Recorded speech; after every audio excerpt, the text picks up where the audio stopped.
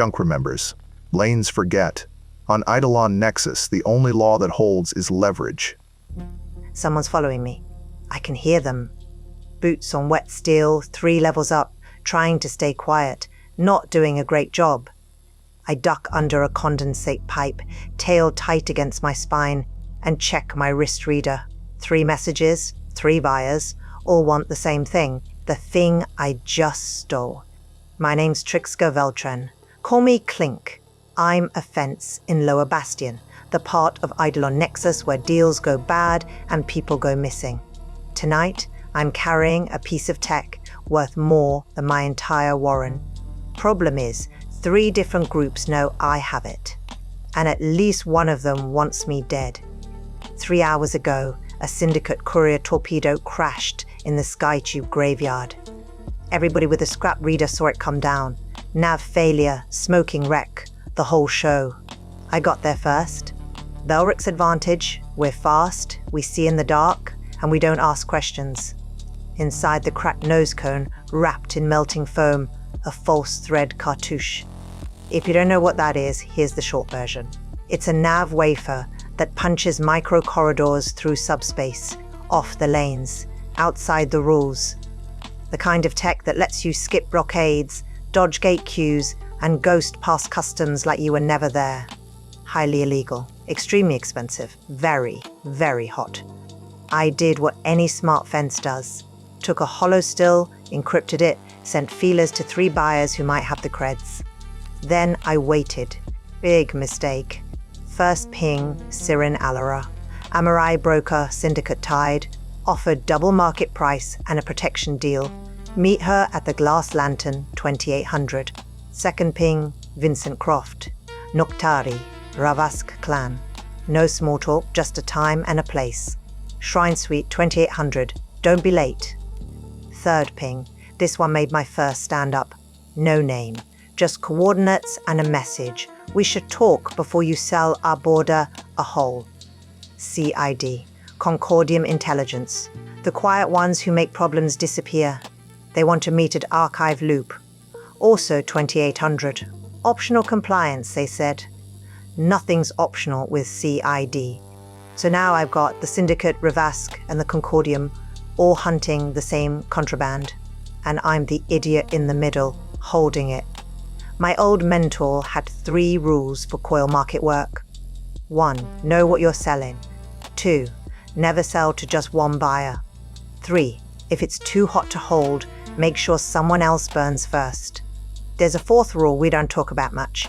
Underworld etiquette. Never drink the blue steam means don't breathe the poison if you can help it. But sometimes you don't get a choice. Never drink the blue steam. The Glass Lantern squats 3 levels above the worst of coil market, which means it only smells like recycled air and old credits instead of raw sewage. I take the back way in, through a service duct that opens behind the kitchen, past the cooking vents where they torch synth protein into something almost edible. My copper eye adjusts to the shift in light. Targeting reticle clicks off. Don't need it here. The mezzanine's laid out like every other Syndicate front. Low tables, soft lighting, designed to make humans feel safe, and Velrics feel watched. There's music playing, some Amarai string thing that makes my whiskers itch. The air's thick with something sweet. Ferroweave. Chemical persuasion, woven right into the ventilation, makes humans agreeable, makes Velrics want to bolt for the nearest exit. I spot Sirenalera in the back corner, exactly where she said she'd be. She's Amarai. Smooth jade green skin, tendrils woven with silver cuffs that probably cost more than my lease. She's nursing something amber in a frosted glass, backlit by a neon strip that makes her look like she's glowing. Doesn't look up when I approach. Power move. Lets me know she saw me coming 3 minutes ago and didn't bother reacting. I sit. My tail curls around the chair leg, half greeting, half warning.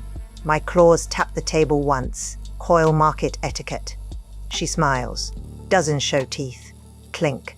You look like you've been crawling through condensate. I have, I say.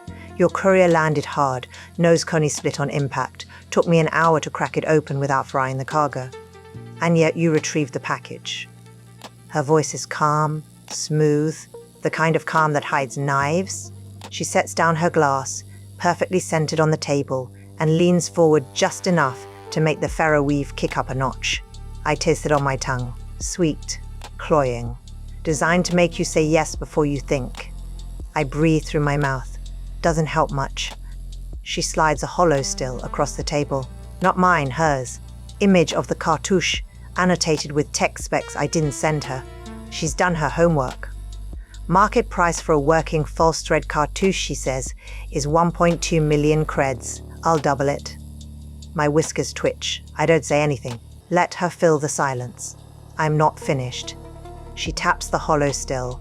The annotations shift. New text, new numbers. Deliver it to me and only me, and I'll throw in a franchise shield. No more syndicate shakedowns. No more wondering if your Warren lease gets pulled because some void baron woke up on the wrong side of the vat. She reaches into her coat, slow, deliberate, pulls out something small, places it on the table between us. It's a token, palm-sized, carved from something that catches the light wrong. Jeweled edges, black stone core etched with glyphs I don't recognize. Dead man pawn, we call them in the trade. If you take one, you're locked in. Cross the holder and they squeeze. Every database you're in gets scrubbed. You stop existing in any system that matters. Insurance, she says. I'm not asking you to trust me, Clink. I'm asking you to be smart. I stare at the token. My claws itch. The ferroweave's making my head swim, but I force myself to think through it. 2.4 million creds. Protection. A franchise shield means I could move up. Stop sleeping in bolt holes, stop dodging clan enforcers every time I cross the wrong alley. But it also means I'm hers. Syndicate property. One bad day, one blown deal, and I'm a loose end. I pocket the token anyway. Doesn't mean I'm agreeing, just means I'm not refusing. Yet. I'll think about it, I say. Her smile thins. Just a little. Enough to show she knows what I'll think about it means in scrap speak. 2800. Here, don't make me send someone to remind you. I leave before I say something stupid, or before the ferroweave makes me say yes. The Violet Stone Annex sits on the edge of Coil Market proper, where the Warren streets start giving way to the approach lanes for the freight docks. Quieter here, cleaner. The rain's still coming down, but it doesn't taste like metal and someone else's mistakes. Just water. Cold, clean, falling from somewhere I'll never see. The Shrine Suite doesn't look like much from the outside. Shuttered storefront, Ravas clan glyphs etched into the frame, no light bleeding through the cracks. I almost walk past it. That's the point. I push the door. It opens without a sound. Inside, everything's different. Cold, clean. The kind of clean that has nothing to do with soap, ritual space. Every surface wiped. Every corner measured. The air doesn't move. A single cloth laid on a low table, black silk, perfectly smooth. On the cloth, a token, black stone, carved with a spiral that hurts to look at too long. Vincent Croft stands by the window, silhouette against the rain-streaked glass. Noctari, pale skin that almost glows in the low light, hair like polished silver, eyes that catch the neon outside and throw it back violet. He doesn't turn when I enter, doesn't need to. You're early, he says. I'm cautious. Good. He turns, slow, controlled. His gaze lands on me like a weight, not aggressive, just there, heavy. The kind of look that makes you understand, bone deep, that he's already mapped every way this conversation could go, and he's 3 moves ahead on all of them. You have the cartouche. Not a question. Maybe. He steps closer. Stops exactly 1 meter away. Close enough to matter, far enough to stay polite. Noctari thing. Space is a weapon if you know how to use it. Trix Gavel Tren, he says. My name sounds wrong in his mouth. Too formal. Like he's reading it off a contract. 8 years in Coil Market. 37 flagged transactions. Warrant in your home, warrant duct violations, slice tags, data laundering. You owe 14,000 creds to a clan elder who thinks you're dead. My fur prickles. I force myself not to move. You trying to scare me or just showing off? Neither. His thumb brushes the edge of the token on the table. Ritual gesture. I've seen it before, back when I was running errands for Tinker Chanters in the Deep Warrens. Testing, measuring. I'm establishing context. You're good at what you do, but you're small, and small players get crushed when the board tilts. He gestures to the token, doesn't pick it up, just indicates. Ravask will erase your debt, all of it. Your Warren lease, paid in full, 3 years forward, no questions, no audits. I blink. In exchange for what? The cartouche, he pauses, lets the weight settle, and the name of whoever built it. I laugh, can't help it. Short, sharp, Velric spark. You think I know who built it? I think you're clever enough to find out. His eyes don't move, don't blink. Noctari implants. They can hold a stare longer than anything organic. The mimic is not Eidolon, but it echoes Nethrolith strain, mapping in ways that should not be possible without access to reliquary data. Someone supplied that access. He leans in, just a fraction. Close enough that I can see the faint glow of his ocular implants cycling through data I can't read. Ravask needs to know if it was Thal Virith. Thal Virith, the technocrat clan, all cybernetics and cold math. Eidolon-infused implants that will drive you insane or kill you if you're not one of them. Ravask's rival for control of Eidolon artifacts and old world secrets. If they're involved, this isn't a sale anymore. This is a war waiting to spark. And if I don't deliver? I ask. He places a second object on the table. Small chip, black casing, faint hum, I can feel in my teeth. Null Shroud, kills Eidolon resonance in a 3-meter bubble, cuts off any clan abilities, ritual tech, the works. Also disrupts most sampling tech, nav wafers included. He meets my eyes, holds. Consider it a deadline. I take the chip. My claws scrape the casing. Cold, dense. The hum stops when I pocket it. 2800, he says. Violet stone loading dock. Bring the cartouche and a name. He turns back to the window. Conversation over. Or Ravask will find both without you. I don't ask what find both means. I've heard the stories. Ravask operatives who can phase into shadows, who seed psychic triggers in your brain that bloom into madness days later, who broadcast fear so thick you forget how to run. Dominion pulse, they call it. Dread implant, soul chain. Eidolon abilities that don't care about locks, walls, or how fast you can climb. I leave. The token stays on the cloth. Refusal, for now. The door closes behind me without a sound. I'm 2 blocks out, cutting through a condensate alley when Tinny drops on me from above. Literally. She swings down from a duck rate, tail first, lands in a crouch that would have broken a human's ankles. Velric's kid, 16, all wiry muscle and jittery energy. She's got a coil sling over one shoulder, silent weapon, fires scrap bearings fast enough to crack bone, and a patch mesh cloak that's more holes than fabric. Clink, she hisses. You got tails. I freeze. Copper eye clicks on. Thermal sweep. How many? 3, maybe 4. She flicks her ears, scanning. Velric's hearing's better than the implants most mercs buy. Syndicate colors on the north catwalk. 2 spotters. One's got a long lens tracker, other one's pinging your ident beacon. Frack. I chew my lip, taste copper. I've been grinding my teeth again. Jaws sore, incisors aching. Nervous habit I can't shake. Anyone else? I ask. Yeah. She glances over her shoulder, whiskers twitching. That shrine you just left? Null hum around the perimeter. Ravask tech. They're watching the exits. I pull a cable from my bandolier. Frayed power line, half-stripped insulation. Start chewing. Helps me think. The copper tang grounds me, stops my brain from spinning out. Tinny watches, doesn't comment. She knows the drill. You see any CID types? I ask around the wire. Grey coats, quiet shoes, faces you forget the second you look away. She thinks. Tail tip flicks, metronome rhythm counting seconds. Maybe. There was a guy 2 blocks back. Didn't ping my reader, but he moved like he knew the routes. Took a turn before I could get a good look. My wrist reader pings, soft chime. I glance down. Message from an unlisted channel. Archive loop intake, 2800, optional compliance. Same as before. CID, Concordium Intelligence. The Glarson Court. The people who make problems disappear. One way or another. I spit out the wire. It lands in a puddle, sparks once, dies. Tinny, I say. You still got that nest rat stash, the reliquary doll? She grins. Whiskers twitch. Yeah. Why? Because I'm about to do something dust cut. Coil market slang for a plan so stupid it might work. And I need you to cache the real cartouche somewhere no one's watching.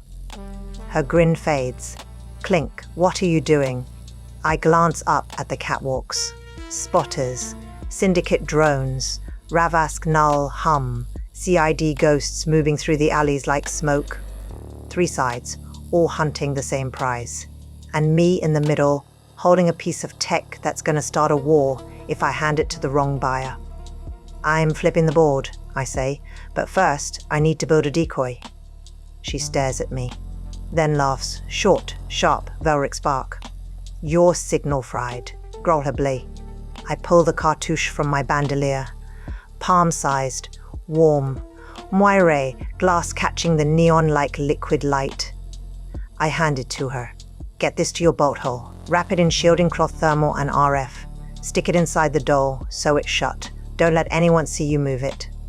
And then you sit tight. If you don't hear from me by 0200, assume it went bad. I meet her eyes.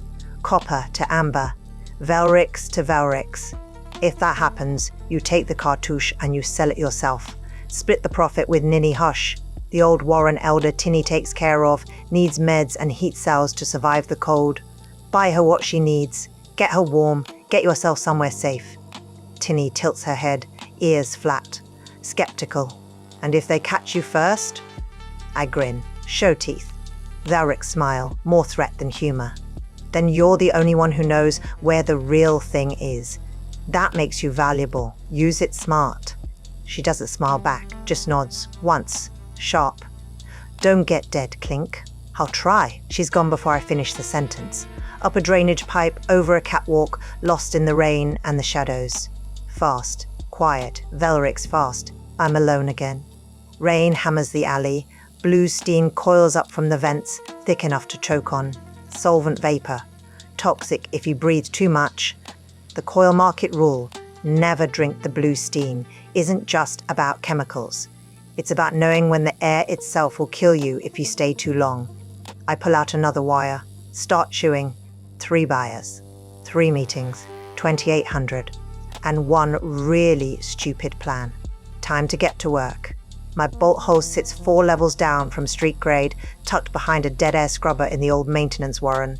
You get to it through a service duct most people don't know exists, past a junction box that still hums with power, even though the grid on this block's been rerouted for 6 years. The door's a slab of composite steel I pulled from a decommissioned cargo lifter. Took me 3 weeks to haul it here, piece by piece. Worth it. Nobody gets through that door without me knowing. Inside, it's small, 5 meters by 3, low ceiling, no windows. The walls are lined with scavenged shelving. Wire racks I liberated from a collapsed storage depot, bolted into the concrete with stolen anchors. Every shelf's packed tight. Data spindles, sliced ident tags, broken nav modules, coil batteries in various states of decay. My life's work. Other people call it junk. I call it inventory.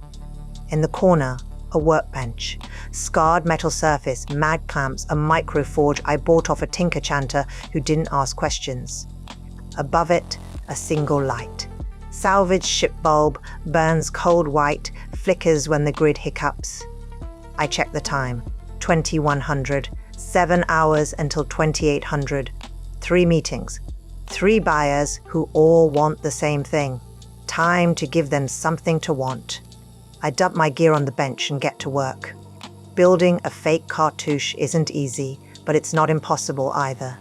The trick is making something that looks right, feels right, and holds up under a quick scan without actually doing anything. A mirror shell. Stage magic for people who think they're too smart to fall for tricks. I start with the casing. I got a ceramic wafer blank, pulled it from a dead nav relay 2 months back, been saving it for something like this. Same size as the real cartouche, same weight, near enough. I slot it into the mag clamp and fire up the microforge. The etching takes 20 minutes. I work from memory, tracing the moire pattern I saw on the real thing. My claws aren't steady, never are when I'm running on nerves and stolen time, but I manage, close enough. The inlays are harder. I don't have real phase glass, so I improvise. Crushed shimmer dust, mixed with polymer resin, laid in thin channels. It catches the light wrong, but in low visibility, it'll pass. Next, the electronics. The real cartouche samples subspace strain and stitches micro corridors. The fake just needs to look like it's sampling. I pull a beacon bleed module from my shelf. Old Concordium comm relay part generates a low-frequency pulse that mimics nav traffic. I wire it into the wafer's core, add a thermal trigger so it kicks on when someone handles it. Gives it a faint hum, warmth, the illusion of function. I test it. Press the edge. The module wakes up, soft vibration, almost imperceptible. My copper eye picks up the EM bloom. Good. Convincing. Not perfect. Won't fool a lab tech, but it'll fool someone in a hurry, someone who wants to believe they just bought the real thing. I wrap it in a static proof sleeve and set it aside. 21:30. 6.5 hours until 2800. Now comes the risky part. I need to test the real cartouche, need to prove it works. Because right now, all I've got is a crash courier and some whispers. If I'm going to sell this, if I'm going to flip the board and walk away breathing, I need everyone to know the tech is real. Which means I need to retrieve it from Tinny and take it somewhere I can sample it without bringing half of Coil Market down on my head. I pull out my wrist reader and ping her. Short message, no details. Skytube Junction, 2200. Bring the doll. 3 dots. Thinking. Then, your signal fried. I grin. Probably. Be there anyway. The Skytube Junction sits 3 levels up, where the old transit lines used to connect before the support pylons started singing in the wind. Empty now. Quiet. Just the rain and the distant hum of the city. Tinny's already there when I arrive, crouched on a catwalk, tail wrapped around a support strut for balance. She's got the reliquary doll tucked under one arm. Small thing carved from scrap wood, painted in faded Velrix clan colours. Looks worthless, that's the point. She drops down when she sees me, lands in a crouch, whiskers twitching. You're early, I'm in a hurry. I hold out my hand, give it here. She hesitates. Clink, what are you doing? Testing it. Everyone wants proof it works. I'm about to give them proof. Then I bring it back to you. Same deal. You stash it, I sell them the fake. I meet her eyes. Copper to amber. Velrix to Velrix. Trust me, Tinny, I've done this before. She hands over the doll. You better not get dead. I'll try. I take the doll, pry it open with my claws. Inside, wrapped in shielding cloth, is the cartouche. Warm, real. I pocket it and hand the empty doll back to Tinny. Hold on to this. I'll be back in an hour. She nods, doesn't smile, just nods. I'm gone before she can argue. The cut-down tug floats in the lane fringe zone, 300 kilometers off the main Eidolon Nexus approach vector. Out here, the hyperspace lane's edge blurs. Subspace topology gets choppy, beacons thin out, and ships that don't know what they're doing tend to drift into pockets they can't climb out of. Most pilots avoid the fringe, smart ones anyway. The tug's not much to look at. 30-meter hull, cargo frames stripped for mass reduction, engines that sound like they're held together with spite and stolen bolts. The crew's 3 humans, freelance haulers who ask the right kind of questions, which is to say, none at all. I paid them 500 creds to take me out here and another 500 to keep their mouths shut afterward. The captain's name is Rues, older human, grey beard, hands that shake just enough to make me nervous. He stands at the cockpit console, watching the nav read out like it's going to bite him. "You sure about this?" he asks. "No," I say. "Do it anyway." I'm strapped into the co-pilot seat, tail coiled tight around the chair leg. The cartouche sits in my lap. I can feel it through the shielding cloth, a faint hum, a pressure, like it's waiting for something. "Ready when you are," Ruiz mutters. He's not happy, neither are his crew. But they're here, and that's what matters. I unwrap the cartouche. The moire glass inlays catch the cockpit light, shimmer like oil on water. My copper eye cycles. Low light, thermal, back to standard. Targeting, reticle, sharp. I press the edge. Sample mode. The wafer wakes up. Warm. Vibration. But more than that, something else. A pressure. Not physical. Mental. Like the things looking at me inside, reading me. My copper eye flickers. Reticle glitches. Static crawls across my vision. Lines of broken data I can't pass. And I hear it. Faint. High-pitched. A chirp. Strain chirp, they call it. The sound of subspace folding, bending, reaching. The cartouche is sampling the lane fringe, feeling for stress lines, mapping the topology in real time. 1.2 seconds. That's how long the sample takes. Then it stitches. The view screen flares. Blue-white light, sharp and cold.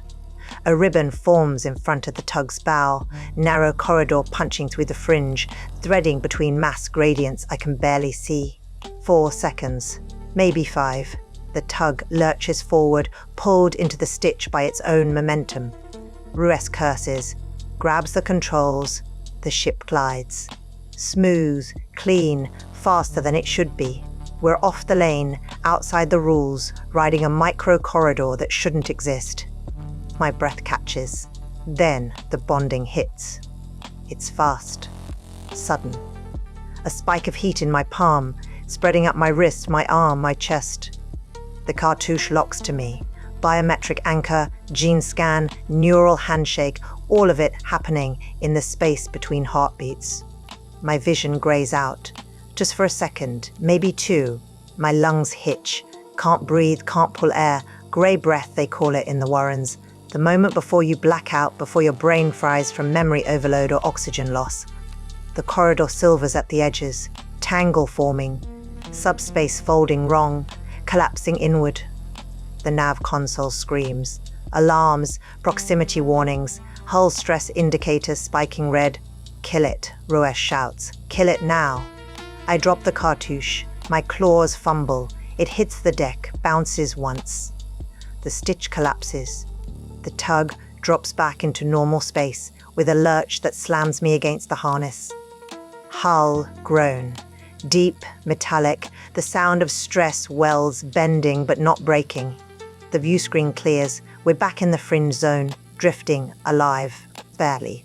I'm on my knees, gasping. My heart's hammering, copper eye cycling. Thermal, low light, thermal, trying to reset. My claws scrape the deck plating. My tail thrashes. The grey fades, slowly. My lungs remember how to work. Ruiz is staring at me. His crew too. Nobody says anything. I pick up the cartouche. Slower this time. It's warm, dormant, waiting. "It works," I wheeze. Ruiz shakes his head. "You're void-spawned, rat." Maybe, but now I know. The cartouche is real. It stitches corridors, and it's bonded to me. Which means I'm the only one who can use it now. Which means I just became the most valuable and most dangerous fence in Coil Market. I wrap it in shielding cloth and shove it back in my bandolier. My hands are shaking. I force them still. "Get me back to Nexus," I say. Ruiz doesn't argue. 22:45. I'm back in Coil Market, cutting through the transit junction when the first ping hits. They're in Alara. Glass lantern, now. Offers changed. I stare at the message. Expected this. Wanted this even. But now that it's here, the weight of it settles different. The test worked. They all know. And now I'm handling the fallout. My wrist reader pings again. Vincent Croft. Violet Stone, 2300. We need to talk. Frack. Third ping. Unlisted channel. Archive loop intake. 2315. Non-negotiable. CID. All three at once. The test lit me up like a beacon, exactly like I planned. But plans look different when three factions are moving at the same time. Every buyer with eyes on Coil Market just watched me punch a hole in subspace and come back alive. The board's in motion now, no stopping it. I find Tinny near the Skytube junction, same place I left her. She's perched on a catwalk, scanning the alleys below with her copper eyes. Sees me coming before I'm halfway there. Clink. She drops down, lands light. You're alive. Barely. I pull out the cartouche, hand it to her. Take this. Hide it. Deeper this time. Somewhere even Syndicate scanners won't pick up the RF bleed. What happened? I tested it. It works. And now everyone knows. I glance over my shoulder. The alleys are too quiet. No foot traffic. No vendor chatter. Just waiting. You see anyone following me? She flicks her ears. Listening. Syndicate spotters on the north catwalk. 2 of them. One's got long lens tracker. She sniffs the air. And there's a null hum 2 blocks east. Ravask Tech. CID? Maybe. There was a guy in grey near the archive loop. Didn't ping my reader, but he moved like he knew the routes. She tilts her head. They're all moving, Clink. All 3. I chew my lip. Taste copper. Yeah, I figured. She takes the cartouche, wraps it in the shielding cloth, tucks it inside the reliquary doll, sews it shut with scrap thread fast and tight. Velric's fingers. Faster than human hands. Where are you going? She asks. Meetings. 3 of them. 2,800. I pull out the fake cartouche. Show her. I'm selling them this. She stares at it, then at me. Your signal fried. Probably. I pocket the fake. But if I don't show up, they'll come looking. And if they find you first, I know. She loops the doll over her shoulder. I'll be at the subtram yard, south side. Duct access near the old coupling station. Nobody goes there anymore. Good. I tap her shoulder. Valric's gesture. Trust. Don't get caught, Tinny. You either. She's gone before I can blink. Up a drainage pipe, over a roof, lost in the rain and the dark. I'm alone again. First escalation. Siren. She pinged me to meet at the glass lantern, but I counter-offered neutral ground. Too many eyes at her place. Too much ferroweave. She agreed. Which tells me she wants this deal more than she wants the home advantage. I meet her at a transit platform 2 levels below street grade, quieter. Public enough that neither side can disappear the other without witnesses. She's dressed down again, no jewelry, no glow, just the tendrils and the smile that doesn't reach her eyes. You tested it, she says. Yeah, I heard about a tug that went off lane near the approach vector, came back with hull stress and a very nervous crew. She tilts her head. That was you. Maybe. Good. Then you know it works. She pulls out a data chip, holds it up. My offer just changed. Recurring routes. Not just one sale. You bring me the cartouche, I give you access to the Syndicate's Black Circuit nav network. Every time someone uses your route, every skip, every bypass, every quiet exit, you get a cut. Passive income. For life. My whiskers twitch. That's a lot more than 2.4 million creds. And, I ask, and you burn Ravask publicly. Her voice drops, cold, calm. You tell everyone they try to force you into selling. You name Croft. You make it loud. Let the Concordium hear it. Let CID open an investigation. I stare at her. You want me to start a war. I want you to make a choice. She places the chip in my hand. Coordinates, safe routes, access codes, everything you need to vanish if this goes sideways, but only if you burn Ravask first. She's gone before I can respond. I pocket the chip. Second escalation, Croft. He finds me in a condensate alley. No warning, just there. The air changes. Pressure drop, temperature shift. Then the null shroud activates. 3-meter bubble. Eidolon resonance dead. My copper eye flickers. Implants hiccup, reboot, stabilize. The alley goes quiet. Croft steps out of the shadows. He's holding a null shroud generator. Industrial grade, bigger than the chip he gave me earlier. You tested the cartouche, he says. Yeah, and it bonded to you. I freeze. How do you know that? Because that's what it does. Biometric failsafe, prevents theft, prevents resale. He deactivates the null shroud. The air hums back, which means you're the only person who can use it now, which makes you more valuable and more dangerous. He steps closer. Ravask's offer is simpler now. Bring me the source. Tell me who built it. Walk away solvent. Debt erased. Warren secured. No questions. And if I don't? He gestures to the device. I activate this near you and the bonding scrambles. The cartouche can't sample while suppressed. You lose access and value. He straightens. 2800. Violet Stone loading dock. Bring me a name. He's gone. I stand in the alley, breathing hard. Third escalation, Rourke. I find him at the archive loop intake, standing on a glass mezzanine, watching the civic traffic below. Human, grey coat, quiet face. He doesn't turn when I approach. Trixgaveltren, he says, flat. You tested the cartouche 3 hours ago. Lane fringe zone. We saw it. I stop 2 meters back. UCID? Slade Rourke, Meridian Branch, Logistics Auditor. He turns, looks at me, no expression. We don't need you. We need the footprint. What footprint? The cartouche leaves a signature every time it samples. Subspace distortion. Gate diagnostics flag it within 1 AU. He pulls a slate, shows me coordinates, timestamps, strain maps. You lit up every sensor in the approach lane. Syndicate saw it, Rabask saw it, we saw it. My fur stands up. He pockets the slate. Here's the offer, sealed witness status. You hand over the cartouche. We close the black corridor it opens, destroy the wafer on coil cams, public, transparent. And me? Warren relocation, new ident, clean slate, Concordium protection. He pauses. But we can't hold coil market for you. If Ravask or the Syndicate come looking, you'll be gone. You're asking me to disappear. I'm asking you to survive. He adjusts his cuff. Small gesture, precise. 2800, here. Bring the real cartouche, not whatever decoy you're planning to carry, or Meridian Branch handles it from there.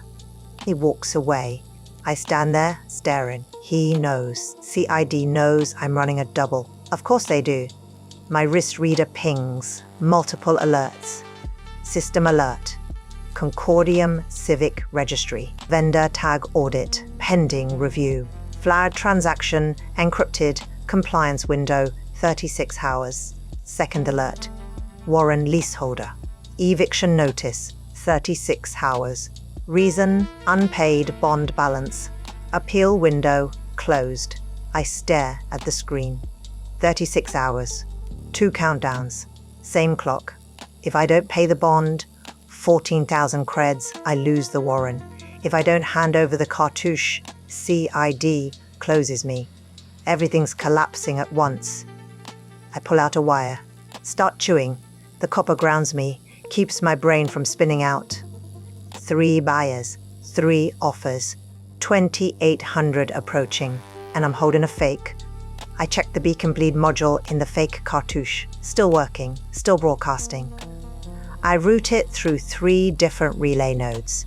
Overlapping signals, timed bursts, designed to make it look like I'm moving the real thing through coil market. Syndicate thinks I'm heading to Ravask. Ravask thinks I'm heading to Syndicate. CID thinks I'm playing both. They're watching each other, not me, for now. I spit out the wire, check the time.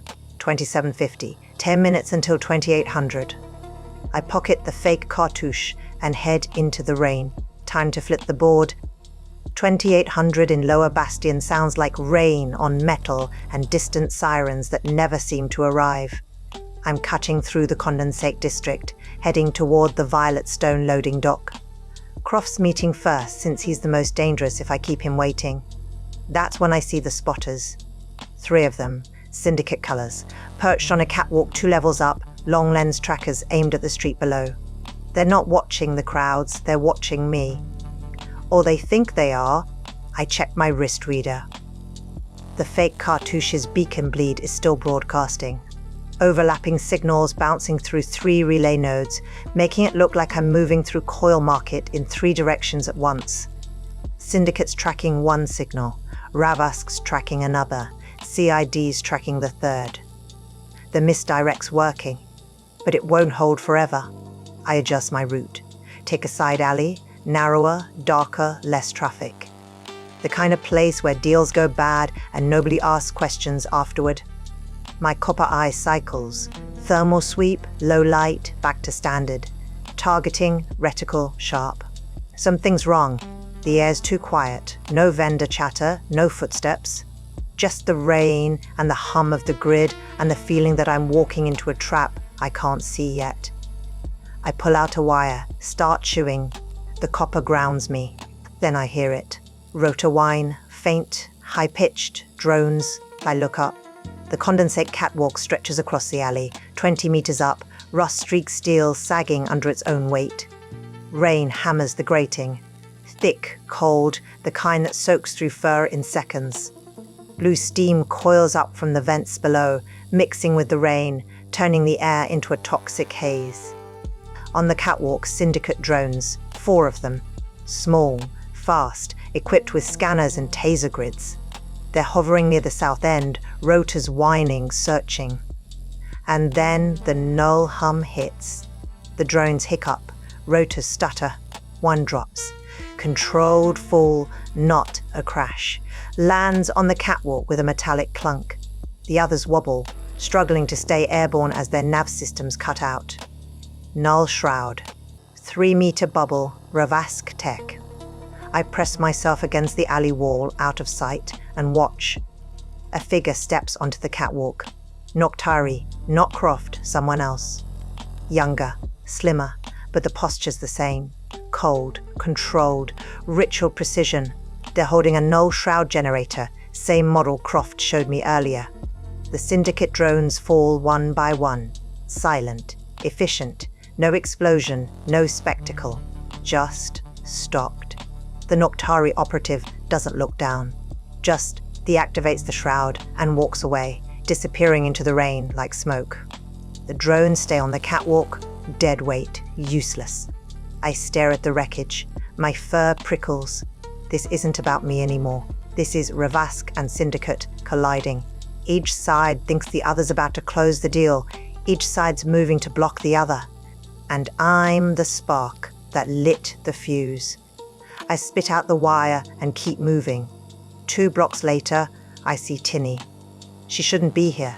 Should be at the sub-tram yard, holed up in the duct access with the real cartouche, waiting for the heat to die down. But she's not. She's crouched on a roof ledge 2 levels up, staring down at something I can't see. I whistle. Low, Valric signal. 2 short clicks. She looks up, sees me, her ears flatten. Then she points. I follow her gaze. Below, in a transit junction near the old coupling station, a syndicate spotter is moving through the crowd. Human, mid-30s, grey jacket, data slate in hand, scanning faces. He's not looking for me, he's looking for her. Tinny, frack. They must have tracked her earlier. Picked up her ident signature when she moved through the district with the reliquary doll. Now they're hunting her, thinking she's got the real cartouche. But she does. I move fast. Velric's fast. Claws digging into the alley wall. Tail coiling around support struts for balance, climbing toward Tinny's perch. By the time I reach her, she's already prepping her coil sling, loading scrap bearings, checking the tension. Don't, I hiss. You fire that. Everyone knows where you are. Then what? Her voice is tight, scared. He's getting closer, Clink. He's gonna find the doll. No, he's not. I glance down. The spotter's moving slow, methodical, scanning every face, every bolt hole. Professional, patient. Then I see him. Another figure. Human, grey coat, quiet shoes. Moving through the crowd like water. No wasted motion, no hesitation. He closes the distance to the syndicate spotter in 3 seconds flat. Slade Rourke. He doesn't announce himself, doesn't shout, just steps in close. One hand on the spotter's wrist, the other on his shoulder. Applies pressure. The spotter drops, not unconscious, just held, locked in a joint hold that looks casual but isn't. Rourke leans in. Says something I can't hear. The spotter nods, fast, panicked. Rourke releases him. The spotter stumbles back, clutching his wrist, and disappears into the crowd. Rourke glances up, directly at me and Tinny. Doesn't wave, doesn't smile, just looks like he knew we were there the whole time. Then he pulls something from his coat, the reliquary doll, holds it up so I can see it. He found it, took it from the spotter before the spotter even knew what he had. He sets it on a junction box near the alley entrance, walks away, doesn't look back. I stare at the doll, my heart's hammering. CID just saved Tinny. And now they've got eyes on the real cartouche's location. Clink, Tinny whispers. What just happened? CID happened. I drop down from the ledge, land in a crouch. Go, now. Get the doll. Move it somewhere else. Somewhere I don't know about. What about you? I've got meetings to handle. I pull out the fake cartouche. Hold it up. Go, Tinny. Run. She's gone before I finish the sentence. The overhang sits near the violet stone loading dock. Rusted metal canopy, dripping rain, barely enough cover for 2 people. I'm standing under it, catching my breath when Croft arrives. He doesn't announce himself, just there, silent, Noctari fast. Right on time, he says, not a question, an observation. Figured you'd prefer punctual, though. He steps under the overhang, close, too close. Syndicate and CID are both moving. Siren's people think you're selling to me, my people think you're selling to her, and CID thinks you're playing both. Maybe I am. His eyes narrow, violet glow. Cold. Do you even know what you open? I don't answer. He steps closer. The space between us shrinks. I can see the faint glow of his ocular implants, the micro tells in his posture. Ritual control. Testing. Weighing chords, he says, quiet, almost gentle. Ritual fear fields. 7 seconds is enough to see dread in a city grid, enough to make an entire district forget how to move, enough to bypass a choke point without firing a single shot. He leans in, close enough that I can feel the cold radiating off his skin. Ravask doesn't want the cartouche for smuggling. We want to know if someone's building weapons out of Nethrolith tech, if it's Thalvirith, if they're mimicking the old crown's reliquaries. We're not going to buy. We're going to unmake them, and anyone who helped them. My fur stands up. I force myself not to move, not to flinch. You sell this to the Syndicate, Croft says. They use it to bypass Concordian blockades, war in 3 cycles. You sell it to CID, they lock it down, and Ravask loses the only lead we have on Thalvirith. Same result, different trigger. He straightens, steps back. There is no safe sale, Trixka, only bad choices and worse ones. He's gone before I can respond. I stand under the overhang, rain hammering the metal above, blue steam coiling around my ankles. I pull out a wire, bite down. The copper tang fills my mouth, grounds me. Never drink the blue steam, but I'm already breathing it, already drowning in it. I check the time. 28:15. 15 minutes past 2800. I miss Siren's formal meeting. I miss Rourke's formal meeting. The ones at their locations, on their terms. 3 buyers who are about to realize I played them. My wrist reader pings. Multiple alerts. Siren, where are you? Rourke, archive loop, last chance. They're done waiting. I look at the fake cartouche in my hand. Beacon bleed still broadcasting. Misdirect still working. But for how much longer? I glance up at the catwalks. Spotters moving. Drones circling. Null hum signatures blooming across the district like pressure sores. Syndicate, Ravask, CID, all converging. And me in the middle, holding a fake, with the real one hidden somewhere even, I don't know. Cross right. There is no safe sale, which means I need to change the game. I spit out the wire. taste copper and solvent. The blue steam burns my throat. I tap my wrist reader. Pull up the Coil Market Mesh network. Open channels, vendor feeds, public data tiles. The kind of thing everyone with a reader can access if they know where to look. I pull the partial strain map I copied from the real cartouche earlier. The data Ravask wanted, the proof Sirin wanted, the footprint CID wanted. I encrypt it, lightly, just enough to look secure without actually being secure. And then I broadcast it. Not to one buyer, to everyone. Every mesh node in Coil Market. Every open feed, every vendor, runner, spotter, and fence who's got a reader and knows how to crack a basic encryption. The strain map fragments, spreads, copies itself across 1,000 devices in 30 seconds. No single owner, no single buyer. Instant stalemate. My wrist reader explodes with pings, alerts, messages, panic. Sirin, what did you just do? Croft, recall that data, now. Rourke, Meridian branch is flagging this as hostile distribution. Stand down. I stare at the screen. Too late, the map's out, the cord's open, and every small player in Coil Market just got a piece of the biggest contraband tech to hit the district in years.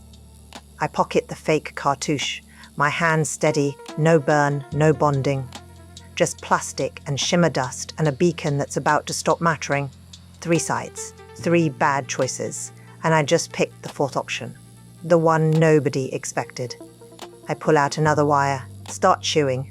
The copper grounds me, reminds me I'm still here, still moving, still ahead of the problem. For now, dawn in Lower Bastion doesn't look like much. The rain keeps falling, the neon keeps bleeding, the blue steam keeps rising. But something's different. The mesh network's on fire. I'm in my bolt hole, door barricaded, listening to the alerts scroll across my wrist reader. Every vendor, runner, and fence in Coil Market is talking about the same thing, the strain map. The partial nav data I leaked 6 hours ago. Fragments of a false. Thread cartouche's corridor map, scattered across 1,000 devices, copied and re-encrypted and passed around like contraband candy. Nobody knows who leaked it. Nobody knows if it's real. But everyone's trying to crack it, trying to piece it together, trying to figure out if they're holding a treasure or a trap. The board's flipped. No single buyer, no clean sale. Stalemate. I should feel good about this, should feel clever. But my wrist reader won't stop pinging, and the weight of what I just did settles heavier with every message that comes through. I pull out a wire. Bite down. The copper helps, a little. First response, Sirin. The message comes in at 0600, not encrypted, not hidden, just there. Glass lantern, 30 minutes. Don't make me come find you. I stare at the message. Part of me wants to stay barricaded, wait for the heat to die. But Sirin doesn't threaten, she calculates. And if she's calling me in, she's already 3 moves ahead. I unbarricade the door and go. The glass lantern's empty at dawn. No crowds, no music. Just Sirin, sitting in the same corner she occupied hours ago, nursing the same amber drink. Or maybe a new one. Hard to tell. She doesn't look up when I sit. You leaked the map, she says. Yeah. Why? Because nobody gets to own it now. I lean back, tail coiled tight around the chair leg. No single buyer, no leverage, no war. She smiles. Thin, cold. You think that's how this works? She slides something across the table. Not a data chip this time. A slate. Thin. Glowing softly with Coil Market addresses, Warren layouts, service duct access points displayed in clean lines. My Warrens circled in red. Safety audit, she says. Calm, smooth. The kind of calm that cuts deeper than shouting. Concordium Civic Code requires structural inspections on all subgrade housing. If someone were to flag your Warren as non-compliant, the auditors would have to investigate thoroughly. My claws dig into the table. That's extortion. That's insurance. She taps the slate. You burn my sale, Clink. You made the cartouche worthless by giving everyone a piece. I don't get my root network. I don't get my cut. So now, I get something else. What? Your future cooperation. She leans forward. Pharaoh weave kicks up again, sweet, cloying, designed to make you agree. You work for me now, not as a seller, as a scout. You find the next piece of hot tech before anyone else, and you bring it to me first. Exclusive. And if I don't, she taps the slate again. Then I file the audit request. Your warren gets flagged, your bolt hole gets inspected, your inventory gets catalogued by Concordium auditors who don't understand the difference between junk and contraband. I stare at the slate. My home, my life, circled in red. 2800 tomorrow, she says. You have until then to decide. After that, the audit request goes through. She leaves. I sit there, staring at the slate, tasting copper and ferroweave and the weight of bad choices. Second response, Croft. I don't have to find him. He finds me. I'm halfway back to my bolt hole, cutting through a service alley, when the null shroud activates. The air goes dead. My implants hiccup. The world narrows to 3 meters of silence. Croft steps out of the shadows. You leaked the map, he says. Yeah, interesting choice. He deactivates the shroud. The city hums back to life. Ravask wanted that data. You gave it to everyone instead. Now no one has leverage, including you. That was the point. Was it? He steps closer. Ritual precision. Testing. Or did you panic? I don't answer. He studies me. Violet eyes. Unblinking. Ravast's position has simplified. We no longer need the cartouche. The strain map fragments are enough. We'll piece together what we need from the mesh leaks. It'll take time, but we'll get it. So I'm off the hook. Not quite. He pulls something from his coat. A token. Black stone. Different from the one he showed me in the shrine suite. Smaller. Simpler. Debt acknowledged. Fence. Your warren bond, the 14,000 you owe, is covered. Paid in full. I stare at the token. Why? Because you made a choice that cost you leverage. That's honorable. Stupid, but honorable. He places the token in my hand. Cold, heavy. Ravask doesn't hunt you for this one. But we're watching.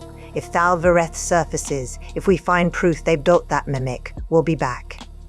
He's gone before I can respond.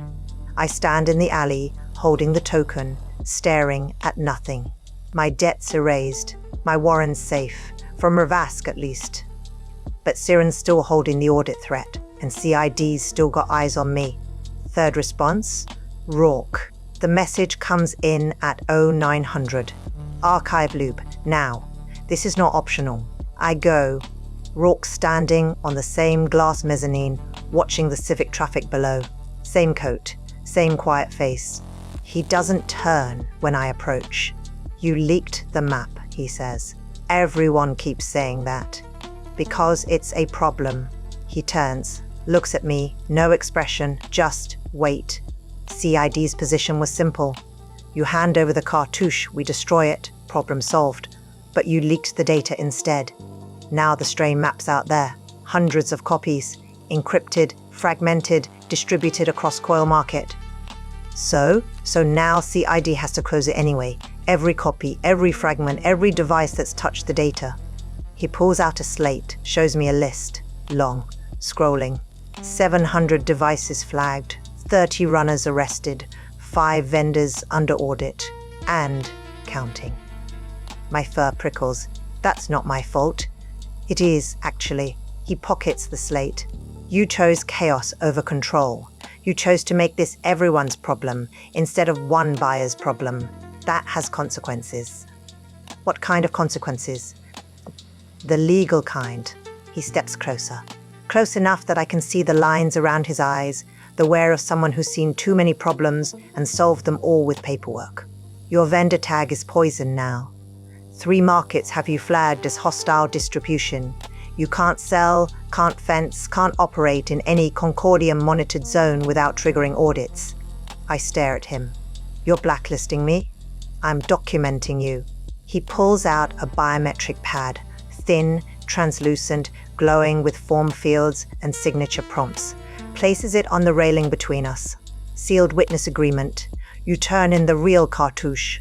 CID destroys it on coil cams. Public. Transparent. We close the cord once, verify the fragments are inert, and file this as a recovered artifact case. And me? You walk. Vendor tag stays poisoned, but no arrest. No prosecution. You relocate. New Warren, new district, maybe outside Coil Market. And you start over. I look at the pad, at the blank biometric signature field waiting for my palm print.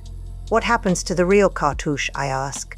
We destroy it. 7-second closure. Diagnostics spike, then quiet. The cord collapses. The mimic becomes inert. Everyone watching sees it happen. He meets my eyes. No war. No leverage. Just done. I stare at the pad. Sirin wants me as a scout. Croft erased my debt but left me watched. Rourke wants me gone. No good options. Just bad ones and worse ones. I pull out a wire. Bite down. The copper grounds me. I need time, I say. You have until 2800. He taps the pad. Twice, sharp.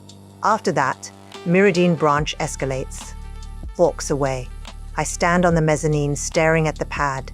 The city sprawling below me like a wound that won't close. My wrist reader pings. Tinny, sub-tram yard, south coupling. Come alone. I go.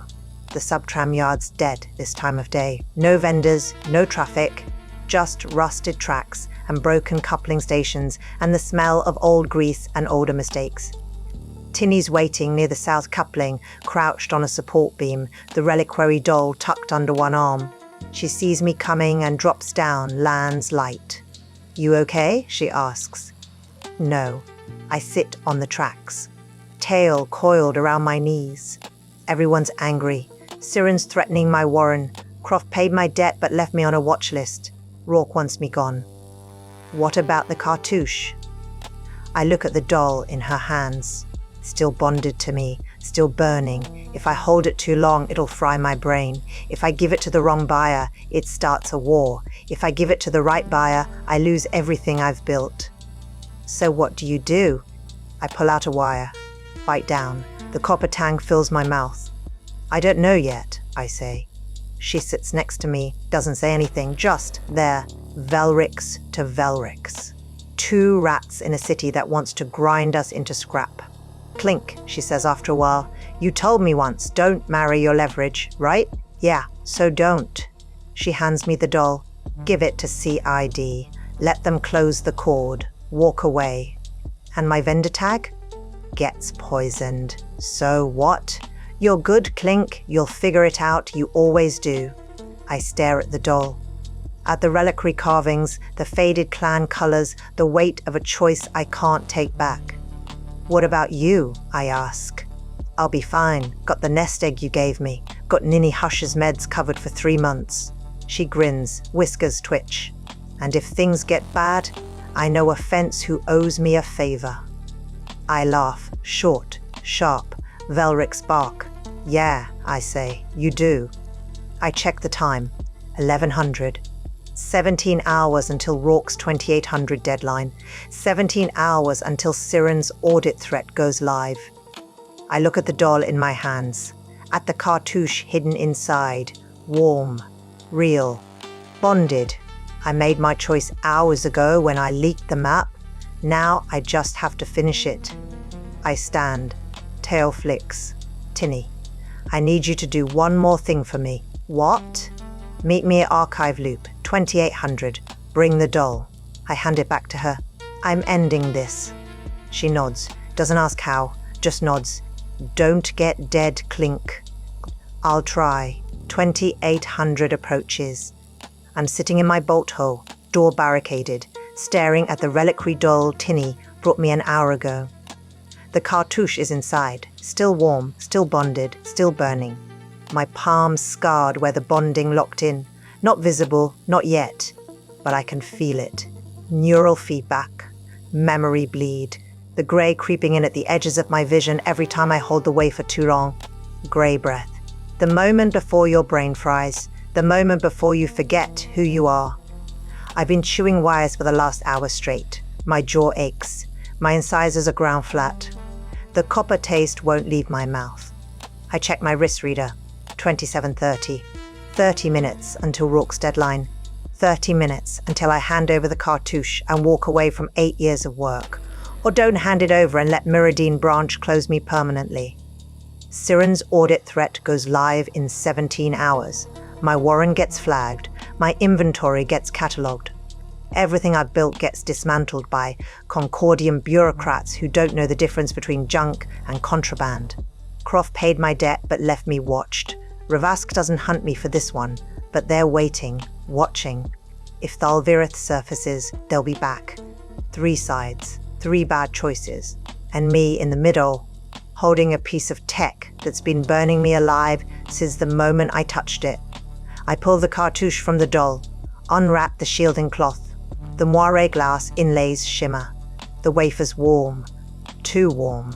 I press the edge, just to feel it, just to know it's real. The bonding flares. Heat spikes up my arm into my chest, behind my eyes. My vision grays. Just for a second, just enough to remind me what happens if I don't let go. Grey breath. I drop the wafer. It hits the bench, bounces once. I'm gasping, heart hammering, copper eye cycling, thermal, low light, thermal, trying to reset. Tinny's right. I can't marry my leverage. Can't hold this forever. Can't keep playing the board when the board's already tilted past saving. I wrap the cartouche in the shielding cloth, tack it back into the doll, sew it shut with scrap thread, and to end this. The archive loop intake is glass and steel and rain. I arrive at 27:50, 10 minutes early, because being late to a CID meeting is a good way to get flagged as hostile. Rourke's already there, standing on the mezzanine, watching the civic traffic below. Same coat, same quiet face. He doesn't turn when I approach, just keeps watching the rain. "You came," he says. "Yeah, do you have it?" I pull the reliquary doll from my bandolier, hold it up. Real one, still bonded, still burning. He turns, looks at the doll, then at me. "You're sure about this?" "No." I hand him the doll, but I'm doing it anyway. He takes it. Careful, respectful, like he understands what it cost me to bring it here. Sealed witness agreement. You turn in the cartouche, we close the cord, you walk. Vendor tag stays poisoned? Yes. Market stay closed? For now. You relocate, start over, somewhere outside Coil Market. I stare at him. That's it? I lose everything? You lose your reputation in 3 markets. You keep your life, your freedom, your ability to rebuild. He meets my eyes, no expression, just wait. That's more than most people get, Clink. He's right. I hate that he's right. But he is. Where do you want to do this, I ask. Observation deck, top level, public coil cams, Concordium oversight protocols. He gestures toward the lift. Come on, let's finish this. The observation deck sits at the top of the archive loop intake, glass dome open to the rain, coil cams mounted on every support strut. Public space. Transparent. Everything CID does here gets logged, time-stamped, broadcast to Concordium oversight channels. No backroom deals. No quiet disappearances. Just process. Just procedure. Rourke unseals the doll, pulls out the cartouche. The moire glass catches the light from the city below. Green, violet, that sick yellow-pink from the vice dens. He holds it up to one of the coil cams, rotates it slowly. Documentation. False. Thread cartouche, he says. Flat. Official. Nethrolith. Mimic nav wafer. Non-eidolon. Recovered from unauthorized salvage operation, Lower Bastion District. Bonded to civilian asset, Trixka Veltren.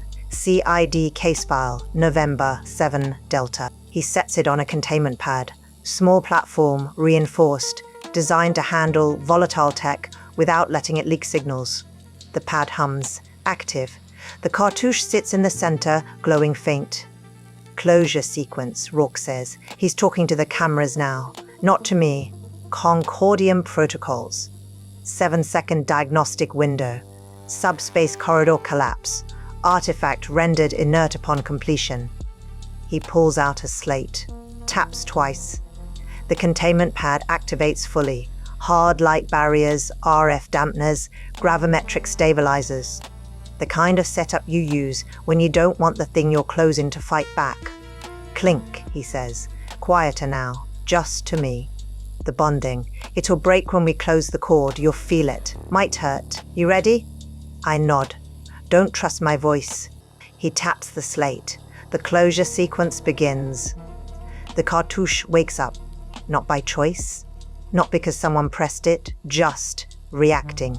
The containment field forces it to sample, forces it to stitch, forces it to open the corridor one last time. The strain chirp hits first, high-pitched, sharp. The sound of subspace folding, bending, reaching. Then the corridor stitches.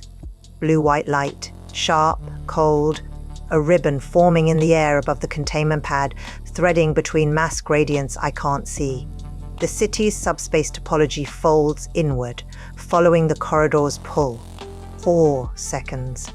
5, 6.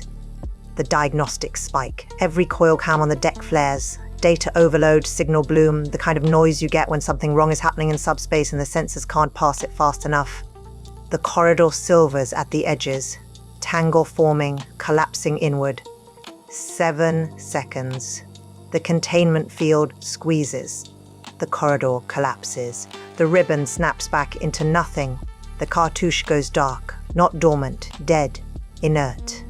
The moire glass cracks. Hairline fractures spreading across the surface like ice breaking under pressure. And the bonding breaks. It hits me like a fist. Heat spike, neural feedback. My vision grays, not just at the edges this time, everywhere. The world disappears. My lungs hitch, can't breathe, can't pull air. Gray breath. The moment before you black out. The moment before your brain fries from memory overload. I'm on my knees, gasping. My claws scrape the deck plating. My tail thrashes. The copper taste in my mouth turns to blood. I've bitten through my tongue without realizing it. The grey fades. Slowly, too slowly. My lungs remember how to work. I'm still here, still breathing, still me. But something's missing. A weight, a pressure. The bonding's gone. The cartouche is inert. And I'm free. I look up. Rourke standing over me. Doesn't offer a hand, just watches. Waiting to see if I'm going to collapse or stand. Why I stand. My legs shake. My vision's still blurred at the edges. But I'm standing. It's done, Rourke says. He picks up the dead cartouche, holds it up to the coil cams. Artifact inert. Corridor closed. Case file, November 7 Delta, resolved. Civilian asset released under sealed witness protocols. He pockets the wafer. Broken, useless, just ceramic and dead glass now. You okay? He asks, quieter, almost human. No, I say, but I'm alive. Good enough. DEAR. He pulls out the biometric pad he showed me earlier, the sealed witness agreement, still waiting for my signature. Places it on the railing. Sign this. You walk. Vendor tag stays poisoned but no charges. No arrest. Relocate within 7 days. New Warren, new district, start over. I stare at the pad, at the blank biometric signature field. 8 years in coil market. 8 years of scavenging and fencing and surviving. Gone. But I'm alive. And Tinny's alive. And the cartouche is dead. I press my palm to the pad. The signature registers, locks in. Rourke takes it, scans it, files it. Process complete. Where will you go? He asks. Don't know yet. I look out at the city. At the rain and the neon and the blue steam rising from the vents. Somewhere quieter. Somewhere the air doesn't taste like poison. Good luck, Clink. He walks away, doesn't look back. I'm alone on the observation deck. Rain hammers the glass dome above. The city sprawls below, a million lives breathing filtered air and calling it oxygen. I pull out a wire, bite down. The copper grounds me. Never drink the blue steam. But sometimes you got no choice. Sometimes you breathe it in and hope you make it out the other side. I spit out the wire.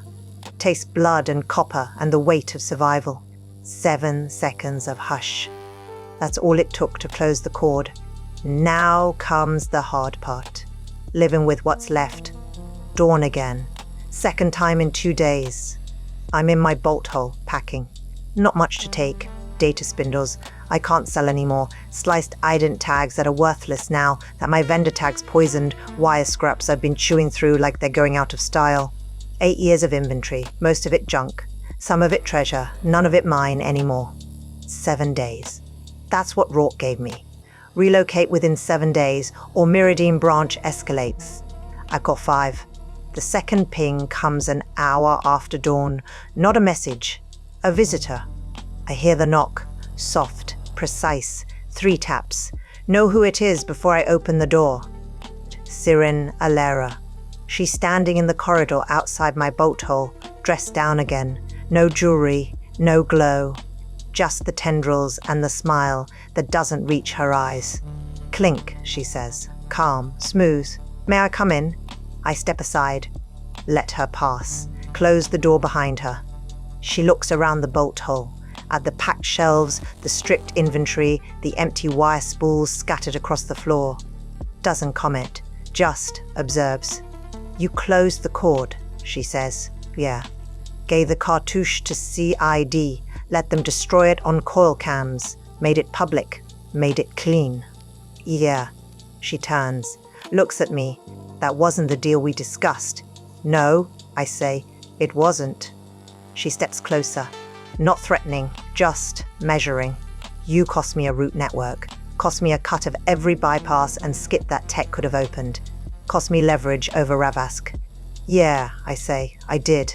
She's quiet for a long moment, then she pulls out a slate. Not the audit threat from before, something else. She flips through screens. Addresses, coordinates, safe routes scrolling past. The data chip I gave you, she says, the one with the escape routes, you still have it? I nod. Good. She pockets the slate. Because you're going to need it. 15 markets have you flagged now. CID's poison spreads fast. But those routes, still clean, still viable. I could revoke access, make them dead ends. My claws itch. But you're not. No. Her smile thins, cold, sharp. You didn't burn me publicly, didn't name names, didn't drag the syndicate into CID's crosshairs. That's worth something. So we're good? No. She walks to the door, stops, doesn't turn around. We're not good. You cost me a fortune, Clink, but you did it without making me an enemy of the Concordium. That's professional. Stupid, but professional. Future business, she says, quiet. Not forgiveness. She's gone before I can respond. I stare at the door, at the space she occupied. The audit threat's still live. 2800 tomorrow, my decision deadline. But the routes are still good. Small mercy. I'll take it. The third exit happens in the Condensate district, 3 days later. I'm hauling the last of my inventory through an alley. Crate of data spindles, too heavy, slowing me down. Then I feel it. Pressure shift. Temperature drop. The air changes before I see him. Vincent Croft steps out of the shadows. No null shroud this time, just presence. I freeze, drop the crate, claws ready. He holds up a hand, not aggressive, just stopping. Easy fence. I'm not here to collect. Then why are you here?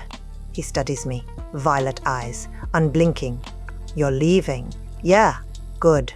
He steps closer. Not ritual distance this time, just conversational. Ravask doesn't forget favors or debts. Your Warren bond is settled. Your name is clear with us. But understand, this is a singular mercy. I know. Do you? He tilts his head. The map fragments you leaked. We've been tracking them. 37 devices have attempted full reconstruction. 12 succeeded. 7 of those are now in syndicate hands. 3 are with independent operators who don't understand what they're holding. My fur prickles. And one reassembled corridor was used 2 nights ago. Fringe bypass near the outer expanse. Clean 7-second window. No casualties, no detection. His smile is cold, thin. Someone learned from your test. Someone's already using what you unleashed. I stare at him. That's not my fault, isn't it? He steps back. You chose chaos over control. Now the chaos spreads. Ravask will track it, contain it, unmake it if necessary. But you should know what you opened doesn't close just because CID destroyed one wafer. He turns, starts to walk away, then stops. One more thing, he says. Doesn't look back. If Thalvirith surfaces, if we find proof they're mimicking the old crown's reliquaries, we'll be unmaking more than tech. Stay clear of that fence, for your own survival. He's gone. I stand in the alley, staring at the spot where he stood. Ravask's watching. Syndicate's using what I leaked. CID's documented me, and I'm leaving. Good. The fourth day, I meet Tinny at the sub-tram yard. Last time. Last goodbye. She's waiting near the south coupling, crouched on a support beam, tail flicking. Sees me coming and drops down. You're really leaving? She asks. Yeah. Where? Don't know yet. Somewhere quieter. Somewhere the air doesn't taste like solvent. I hand her a data spindle. Encrypted. Emergency fund. 3,000 creds. Enough to get you and Ninny hushed through the next year if things go bad. She stares at the spindle. Clink. Take it, Tinny. You earned it. Kept the cartouche safe. Didn't get caught. Didn't panic. I tap her shoulder. Velric's gesture. Trust. You're good, kid. Better than I was at your age. She pockets the spindle. Doesn't cry. Velrics don't cry, but her ears flatten. Sadness. What if I need you? She asks. You won't. I grin, show teeth. You're faster than me, smarter than me. You'll be running this district in 5 years. And if I'm not, then find me. I'll leave breadcrumbs. She nods, doesn't smile, just nods. I turn to go, stop, then look back. Tinny. Don't marry your leverage. Whatever you find, whatever you fence, don't hold it too long. Don't let it burn you. Like the cartouche burned you? Yeah, like that. She's gone before I can say anything else. Up a drainage pipe, over a roof, lost in the rain and the shadows. I'm alone again. The 5th day, I stand in my bolt hole one last time. Empty now. Shelves stripped. Inventory gone. Just the workbench, the mag clamps, the microforge I can't take with me, and the locker. I open it. Inside, taped to the back panel, the fake cartouche faceplate. The decoy I built. Ceramic wafer, shimmer dust inlays, beacon bleed module. Scorched from when I tested the wiring, cracked from when I dropped it during the misdirect. Dead now. Useless. I kept it, don't know why. Souvenir maybe. Reminder. I stare at the faceplate, at the broken shimmer dust channels, the dead beacon module, the ceramic shell that looked real enough to fool 3 factions for one night. Don't marry your leverage. My old mentor used to say that. Back when I was running spark rat errands in the deep warrens, testing unstable tech for tinkerchanters who didn't care if I lived or died.